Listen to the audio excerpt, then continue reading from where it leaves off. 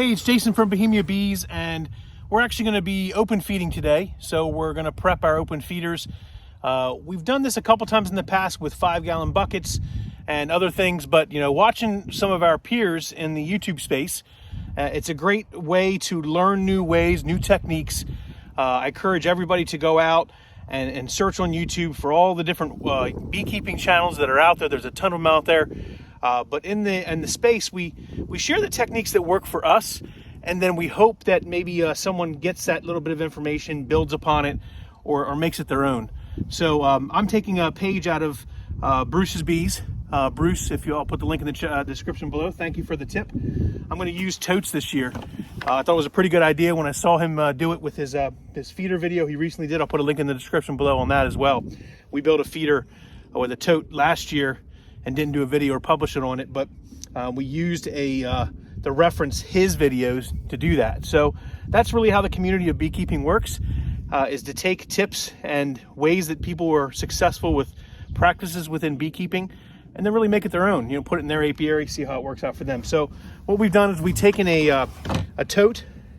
You can get these at Home Depot, and drilled 4 big holes in it. Now these are a little smaller, I think, than the ones that Bruce was using, but we just took a standard drill, drilled 4 holes in it and all the sections. I did it towards the top so that the rainwater wouldn't necessarily get in there and fill these totes up, because we're going to put this lid on top to cover it over.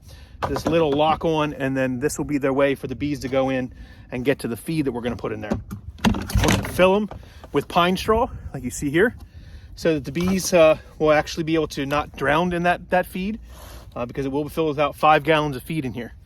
We're leaving, the pine cones in there and the pine straw that we find in our yard or around our apiary, in order to help give that ability for them to land on it and naturally drink the feed. Okay, you can usually buy this from the store, or you can actually go out. We have some pine trees on our property, and when it dies, it falls to the ground and gathers around the tree. We just rake it up, and we're gonna rake up the pine cones, and a little bit goes a long way, so you don't need a lot. And we're gonna put them in the tub, and pine cones and all, like I said, about halfway, and that should be good as we pour the syrup in there for the bees to land on. Okay, so we've got the tub back here, and we're going to place it, probably about 30 yards from our hives, probably about 20, 30 yards from our hives, just so that it doesn't create robbing. The rooster wants to be on video today. And you can see we've already got water troughs here, and the bees are actively coming here for that. So I'm going to go ahead and just put a feed in the middle to give them a place to get some feed resources. Well, we'll put one of these here, 1 or 2 here, and then we'll put some in our other yards as well. But this should be good, because we're going to put a 5-gallon bucket and see how long it takes for them to drink down that 5-gallon bucket. So let's go ahead and fill it up. Okay, so we are in one of our other yards, and we've got a couple the tubs, totes set up with feed in them. And it's probably been about 10-15 minutes, and I don't know if you can see or not, maybe a little bit of activity around those totes.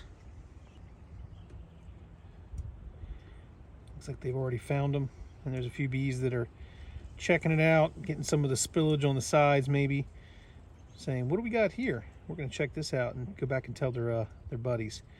So hopefully they'll drink this down and fill their hives up with some necessary feed here coming out of winter.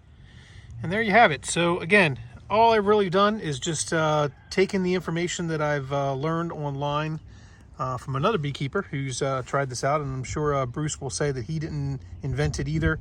He got it from another beekeeper, and I think the point of that is really just, leverage your community of beekeepers, right? There's a great YouTube community out there of new beekeepers and old beekeepers, and as well as a lot of publications and resources that are out there as well, local clubs, local bee clubs and such.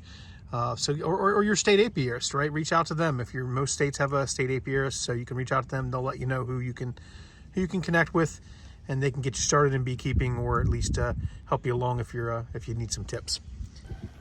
So there you have it, another beekeeping video here on Bohemiabees channel on YouTube. Make sure you hit that subscribe button down in the bottom corner. Help us out. We want to grow the channel, continue to keep getting new subscribers, and like and share and follow. But check us out, and if you like what you see, hit that subscribe button. Maybe put a comment below. Tell us how you feed your bees, right? In this late winter, early spring, is it better to do open feeding? Do you not like open feeding?